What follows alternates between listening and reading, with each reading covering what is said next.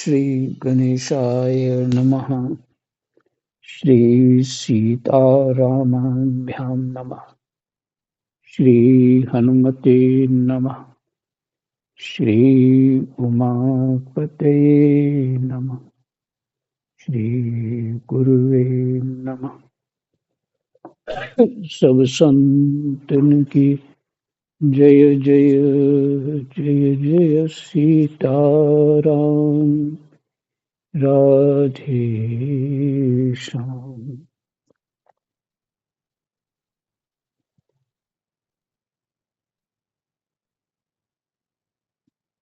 आज पाठ है एकादश स्कंध और पहला अध्याय। प्रसंग है यदुवंश को ऋषियों का शाप।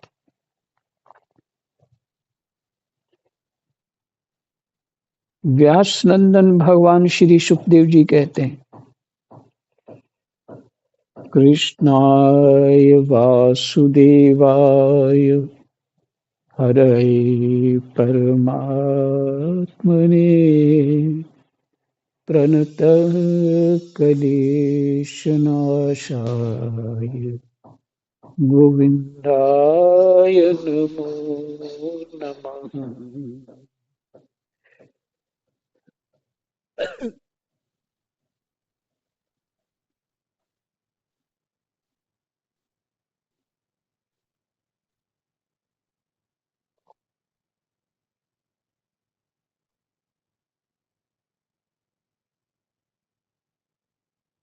व्यास नंदन भगवान श्री सुखदेव जी कहते हैं, परीक्षित, भगवान श्री कृष्ण ने बलराम जी तथा अन्य यदुवंशियों के साथ मिलकर बहुत से दैत्यों का संहार किया तथा कौरव और पांडवों में भी शीघ्र मारकाट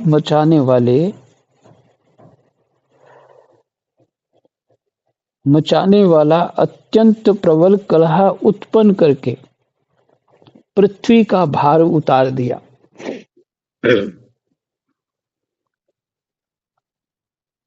कौरवों ने कपटपूर्ण जुए से, तरह तरह के अपमानों से तथा द्रौपदी के केश खींचने आदि अत्याचारों से पांडवों को अत्यंत क्रोधित कर दिया था।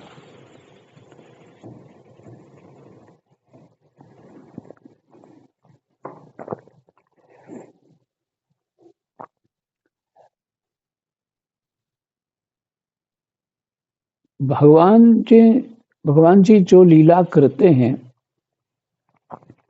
वो मनुष्य की बुद्धि में नहीं समा सकती। कैसा भगवान ने क्यों किया।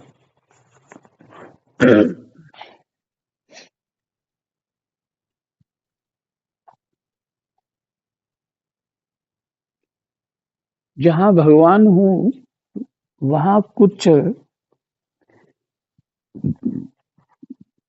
कोई अनहोनी हो जाए, ये संभव कैसे है? ये संभव नहीं। पर यहाँ तो अनहोनी बहुत हुई। इसलिए बता रहे हैं कि भगवान ने ही यदुवंशियों का नाश किया था, लेकिन ऋषियों के द्वारा करवाया था। पर पांडवों के साथ जो व्यवहार हुआ, अत्याचार हुए, क्या भगवान के रहते हो सकते हैं क्या? संभव नहीं। पर हुए। भगवान ये युद्ध करवाना चाहते थे।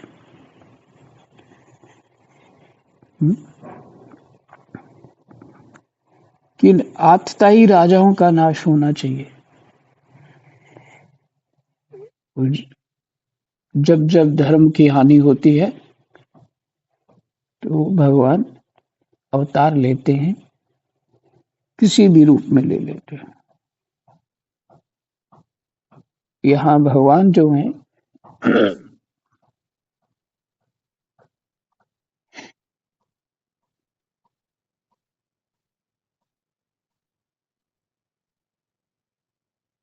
ये लीला है। और इस जब भगवान ऐसी स्थितियों में लीला करते हैं तो जीव जो अपने जीवन में चलने में समर्थ, विवेक प्राप्त होता है तो चलने में समर्थ होता है,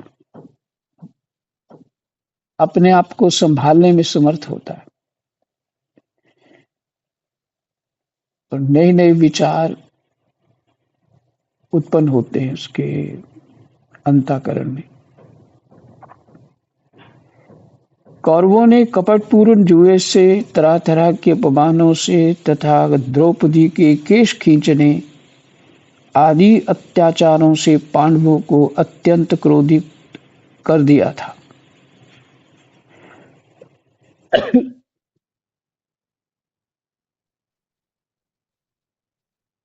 देखिए फिर से ऊपर एक बार सुन लेंगे शुरू से पूरा श्लोक।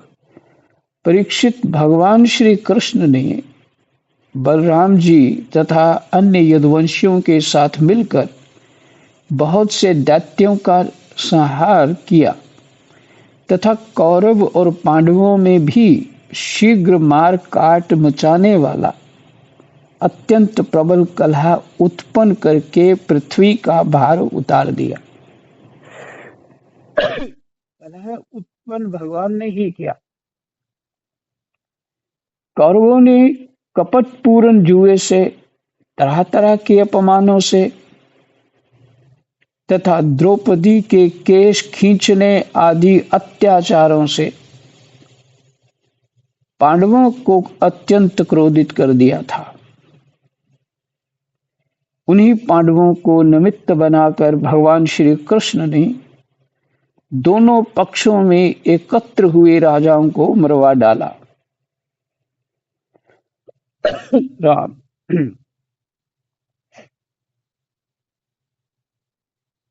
और इस प्रकार पृथ्वी का भार हल्का कर दिया। अपने बाहुबल से सुरक्षित यदुवंशियों के द्वारा पृथ्वी के भार राजा और उनकी सेना का विनाश करके प्रमाणों के द्वारा ज्ञान के विषय न होने पर भगवान श्री कृष्ण ने विचार किया कि लोक दृष्टि से पृथ्वी का भार दूर हो जाने पर भी वस्तुतः मेरी दृष्टि से अभी तक दूर नहीं हुआ पृथ्वी का भार।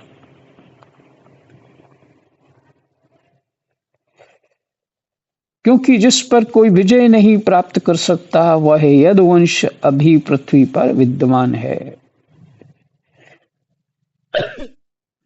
भगवान के ही तो वंश था सब।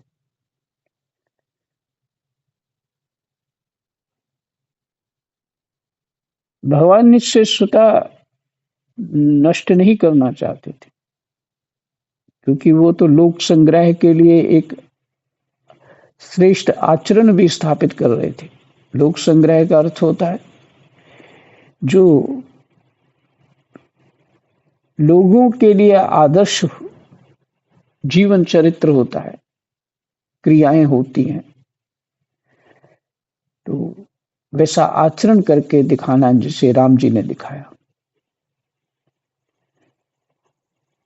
नहीं तो भगवान को किसी इस नियम में बंधने की कोई आवश्यकता नहीं है। और भगवान इच्छा मात्र कर दे तो सब सुधर जाए। इच्छा मात्र कर दे भगवान तो सब सुधर जाए। पर मसला तो ये है नहीं है। भगवान की ही माया शक्ति ने त्रिगुणात्मक सृष्टि रचना करी है। अच्छा भी रचा है और बुरा भी रचा है और मध्यम भी रचा है। जन्म देने वाला भी रचा है और मारने वाला भी रचा है। तो यही सब जो कला है, एक प्रकार से प्रपंच है, इसी को हम संसार कहते हैं, इसी को सृष्टि कहते हैं।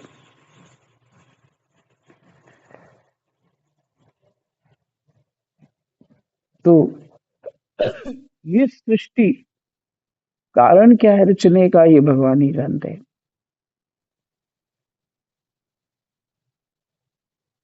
और हर रूप में, हर तत्व में ब्रह्म तत्व ही स्थापित है, ब्रह्म तत्व ही स्थापित है। क्योंकि वो परमात्मा सर्वव्यापक है, समग्र है। देखिए, परमात्मा सर्वव्यापक है, समग्र है। जो लोग इस वेदांत के कुछ कुछ बातें सुनते हैं तो फिर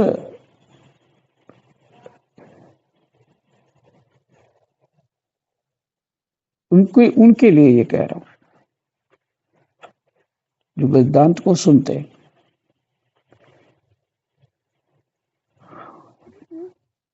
फिर भी अच्छे बुरे की कल्पना है, और उस अच्छे बुरे में भी वही तत्व, जो बुरे की शक्ति है उसमें भी वही तत्व है।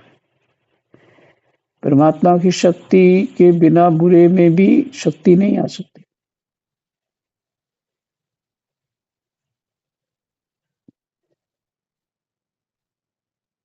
इसलिए ये अंधकार है। अंधकार कहा ना, अंधकूप महाभयानक नानक पार होता।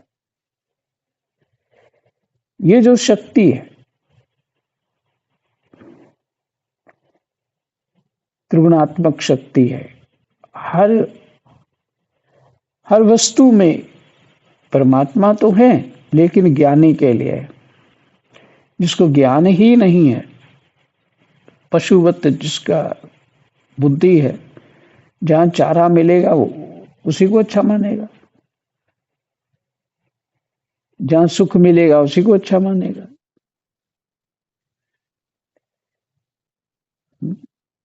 और बाकी सबको बुरा मान लेगा। तो विवेक का ढक्कन ही उतना खुला हुआ है, उससे ज्यादा नहीं। तो ज्ञानी होने पर सही बात समझ आती है। विवेक देने के लिए ही जड़ और चेतन की जो बात बताई जाती है, विवेक दिया जाता है जड़ और चेतन का, कि ये वस्तुएं जड़ हैं, इनकी तरफ ध्यान ना दो, चेतन की तरफ ध्यान दो। चेतन को समझते समझते वो दिखता कि समग्र चेतन ही है, परंतु पहले उसको जड़ और चेतन के विभाग में उसकी बुद्धि को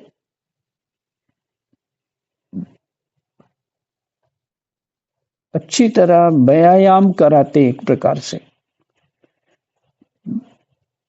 और फिर बाद में जब बुद्धि समझने के योग्य हो जाती है तब कहते हैं हरिव्यापक सर्वत्र समाना, प्रेम ते प्रकट हुई में जाना। तो भगवान से ही उत्पन्न असुर, राक्षस, भूत, बेताल इत्यादि जो भी है, नेगेटिविटी जो भी है, वो सब भगवान से ही उत्पन्न है।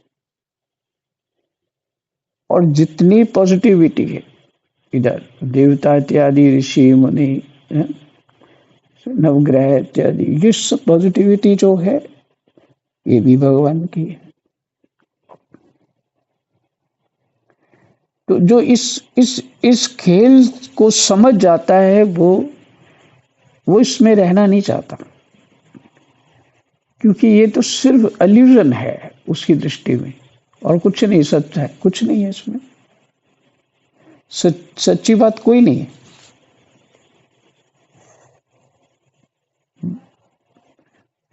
क्योंकि बुद्धि ही नहीं समझ पा रही है कि सच क्या है। तो जो भी हम इसमें इस प्रयास में लगे हैं अच्छे बुरे कर्म को हटाने के लिए या करने के लिए, जो भी प्रयास में लगे हैं वो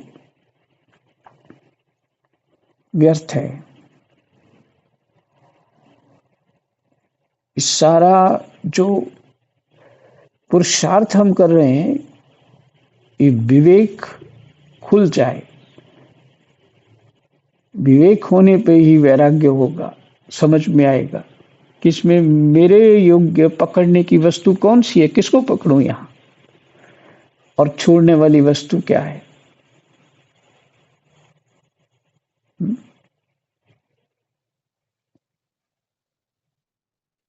विवेक होगा तो वैराग्य हो जाएगा। जो वस्तु उसको अनुचित लग रही है वो छोड़ देगा। छोड़ देगा मैंने मन से हटा के, इसकी जरूरत नहीं। जैसे अभी हम सब बड़े हैं और अभी में कोई खिलौने दे तो कि खिलौने है खेलो। आपने भी बचपन में हमें खिलौने दिए थे खेलने के लिए, चुप नहीं होते थे, आपको तंग करते थे। तो अब आप भी तंग कर रहे हैं तो चलो तुम भी खिलौने लो। क्या क्या उससे हमें कोई रुचि होगी खिलौने से, या कोई अच्छा लगेगा?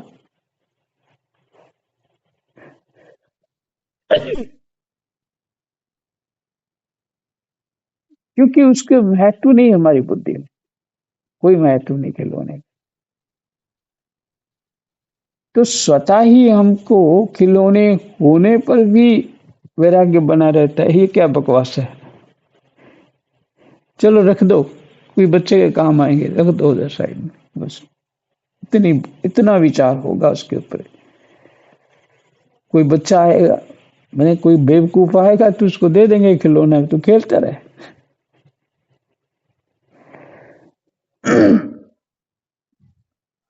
इसलिए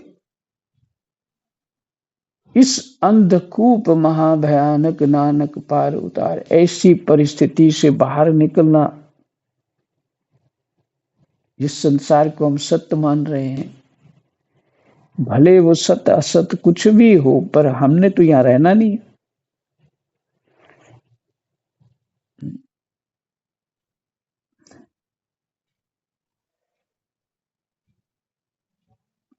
कबीर जी कह रहे हैं देश वीराना है।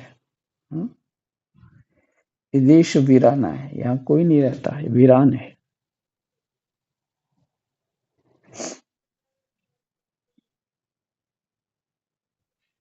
तो जब हमें ये ज्ञान हो जाएगा देश वीराना है, तो फिर हम इस क्या ढूंढ रहे हैं, क्या स्थापित करना चाहते हैं? फिर सहज वैराग्य, वैराग्य में कोई राग नहीं, फिर सार वस्तु को पकड़ा जाएगा। ये अब मेरा काम क्या है यहाँ? तो किसी किसी सज्जन पुरुष की कृपा से ये समझ में आएगा कि अपने आप का चिंतन करो, अर्थात परमात्मा का चिंतन करो। तुम अपने स्वरूप को जान जाओ कि तुम क्या हो। जब वो जान लेगा तब तो कुछ करना ही बाकी नहीं रहेगा।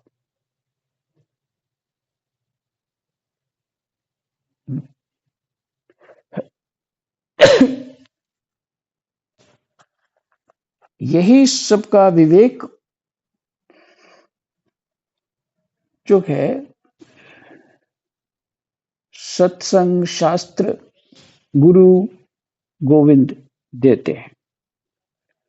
ये विवेक प्राप्ति करने के लिए ही जीव इस साधना में लगा हुआ है।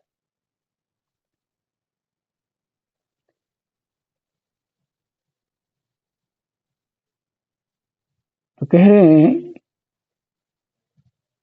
अपने बाहुबल से सुरक्षित यदुवंशियों के द्वारा पृथ्वी के भार राजा और उनकी सेना का विनाश करके प्रमाणों के द्वारा ज्ञान के विषय न होने वाले भगवान श्री कृष्ण ने विचार किया कि लोक दृष्टि से पृथ्वी का भार दूर हो जाने पर भी वस्तुतः मेरी दृष्टि से अभी तक दूर नहीं हुआ, क्योंकि जिस पर कोई विजय नहीं प्राप्त कर सकता वह यदुवंश अभी पृथ्वी पर विद्यमान है। यह यदुवंश मेरे आश्रित है और हाथी, घोड़े, जनबल, धनबल आदि विशाल वैभव के कारण उच्छृंखल हो रहा है। अन्य किसी देवता आदि से भी इसकी किसी प्रकार पराजय नहीं हो सकती। बांस के वन में परस्पर संघर्ष से उत्पन्न अग्नि के समान इस यदुवंश में भी परस्पर कलह खड़ा करके मैं शांति प्राप्त कर सकूंगा और इसके बाद अपने धाम में जाऊंगा। भगवान को तो कहीं जाना नहीं है।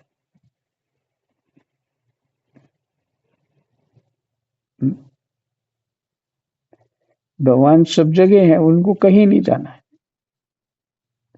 मैंने ये लीला विश्राम होगी।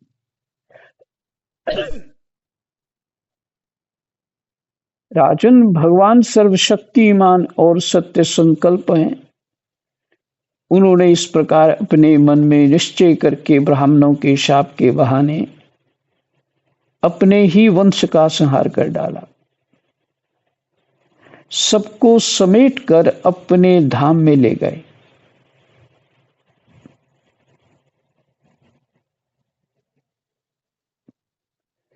वैसे बड़े बड़े ऋषि मुनि क्रोध करते ही हैं, ऐसा नहीं है कि नहीं करते, पर उनका सारा क्रोध जो है दूसरे को शिक्षा देने के लिए है, क्योंकि वो ऐसी स्थिति में होते हैं, उसकी जड़ता और मूर्खता देके उसको समझाना चाहते हैं कि इसको सुधार हो जाए, तो दंड उनके लिए अमृत हो जाता। इसलिए कदापि ऋषियों के अंदर दोष, क्रोध का दोष नहीं देखना चाहिए।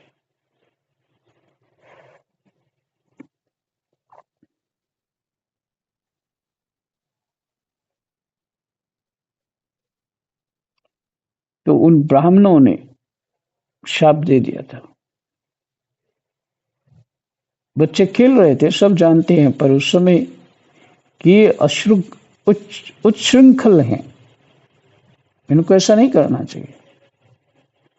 और भगवान की प्रेरणा से उस समय यदुवंश के प्रति उनकी क्या भावना थी, क्या मति थी, इसलिए पहले से वो निर्धारित हो चुका था। जैसे उन्होंने उनके सामने वो ऋषियों को सामने विनोद कर डाला, वो आप जानते ही हैं कि उन्होंने कपड़े पेट में रख कर के साड़ी वाड़ी पहन करके किसी लड़के ने बोल दिया कि महाराज बताइए इसको लड़का होगा कि लड़की होगी। तो इससे लगता है कि वो परीक्षा ले रहे थे, पर ऐसा नहीं, वो जानते थे। तो कुछ लीला ना जाने कोई जीव कभी कभी सही भी करना चाहता है, पर मुख से कुछ अटपटा सा हो जाता है, कभी व्यवहार स्वतः से ही अटपटा हो जाता है, कभी जानकारी नहीं होती। ऐसा सबके साथ होता है। तो उन्होंने बोल दिया, कौतुकवश बोल दिया, और ऋषियों को भी कौन से चिंतन में थे उस समय ये नहीं कह सकते, कह दिया वही होगा जो तुम्हारे कुल का नाश करेगा, और बस कुल का नाश हो गया। अब इन ब्राह्मणों को हथियार लेके धनुष बाण उठाने की क्या आवश्यकता है? इसलिए विश्वामित्र कहते हैं ब्रह्म बलम सो बलम, धिक्कार है क्षत्रिय बल पे।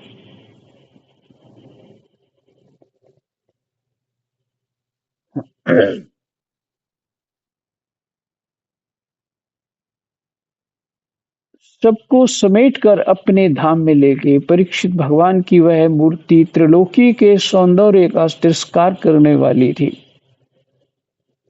उन्होंने अपनी सौंदर्य माधुरी से सबके नेत्र अपनी ओर आकर्षित कर लिए थे। उनकी वाणी, उनके उपदेश परम मधुर दिव्याति दिव्य थे। उनके द्वारा उन्हें स्मरण करने वालों के चित्त उन्होंने छीन लिए थे। उनके चरण कमल त्रिलोक सुंदर थे।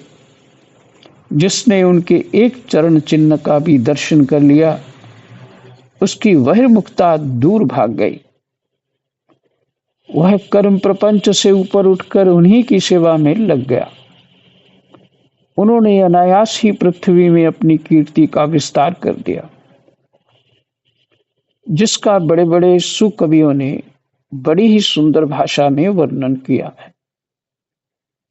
वह इसलिए कि मेरे चले जाने के बाद लोग मेरी इस कीर्ति का गान, श्रवण और स्मरण करके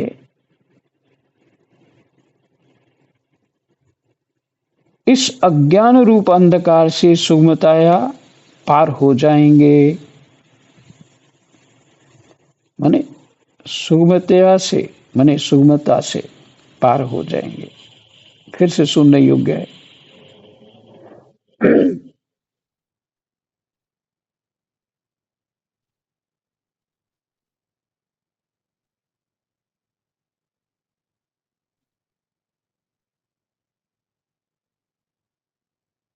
समय बड़ी जल्दी हो जाता है।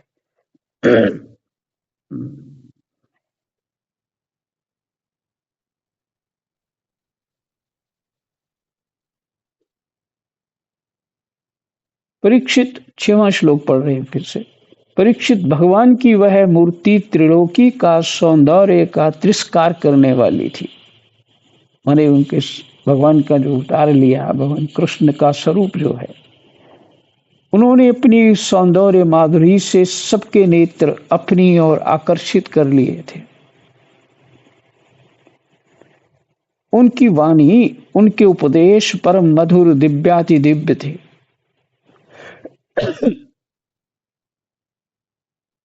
उनके द्वारा उन्हें स्मरण करने वालों के चित्त उन्होंने छीन लिए थे। उनके द्वारा उन्हें स्मरण करने वालों के चित्त उन्होंने छीन लिए थे।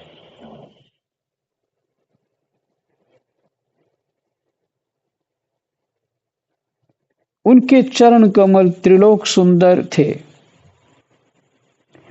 जिसने उनके एक चरण चिन्ह का भी दर्शन कर लिया, उसकी बहिर्मुखता दूर भाग गई। बहिर्मुखता का अर्थ होता है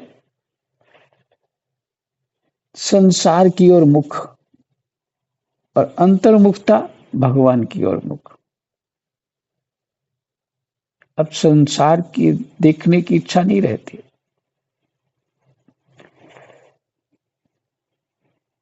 एक बड़ा शॉर्ट में प्रयास करता हूं। भक्तमाल की कथा में प्रसंग है। एक किसी पहलवान का विवाह हुआ और उसकी पत्नी बहुत सुंदर थी, बहुत सुंदर थी, कोई देखते ही रह जाए उसको। इतनी सुंदर थी तो जिसके साथ शादी हुई थी उसकी, कि जब उसकी पत्नी वो बाजार चलती साथ में, तो पहलवान अपने हाथ में पंखा रखता था। उसको गर्मी लगेगी, कुछ मक्खियां बैठेंगी, तो साथ साथ पंखे से उसका। अब भगवान रंगनाथ जी की झांकी निकल रही थी, तो लोग झांकी का दर्शन कर रहे थे। और लोगों ने ये देखा कौतुक कि एक सुंदर महिला है, कोई पंखा कर रहा है, ये कोई इसका दास होगा। तो पता लगा इसका पति है। अच्छा जी, बाबा बहुत हंस के सुनाया करते थे ये बात। ये भक्तमाल की कथा है। और उसने लोग भगवान को झांकी को देखना छोड़ करके उन दोनों को देख रहे हैं। ये क्या लीला है? ये तो मक्खी भी नहीं बैठने दे रहा उसके ऊपर। ये क्या लीला, इतना भक्त बन गया इसका। तो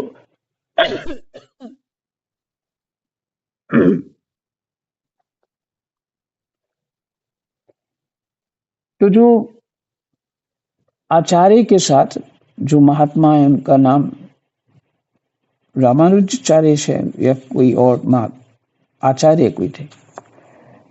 वो झांकी में अपने रथ पे बैठे होंगे।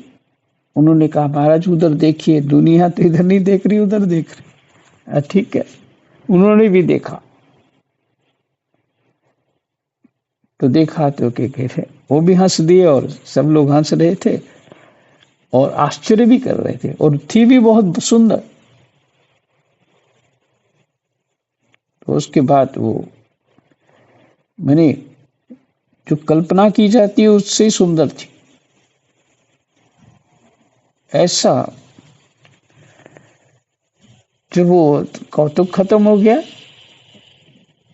तो स्वामी जी ने बाद में अपने एक शिष्य को बुलाया कि जो कल वो दृश्य देखा था, उस जो व्यक्ति था और उसकी पत्नी, दोनों को बुला लाओ। तो उन्होंने जाके संदेश दिया कि महाराज जी ने बुलाया है। बड़े खुश हुए, पहुंचे वहां। और जब वहां पहुंचे, पहले तो स्वामी जी का दर्शन करके ही उनका चित्त शांत हो गया। स्वामी जी का आकर्षण, जो भजन का एक सात्विक आकर्षण होता है, उसमें चित्त शांत हो जाता है। तो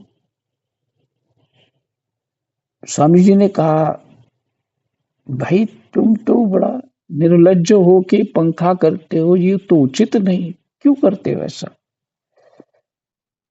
बोला महाराज मैं जानता हूं, पर मेरा चित्त इसमें इतना अधिक लगा है कि मैं चाह कि मुझे ये लगता है इसको पसीना आ जाएगा, जब मक्खियां तंग करेंगी, मेरा इतना चित्त लग गया, तो मैं इसकी सेवा करता रहता हूँ। मैंने ठीक है, फिर तो बढ़िया। हाँ,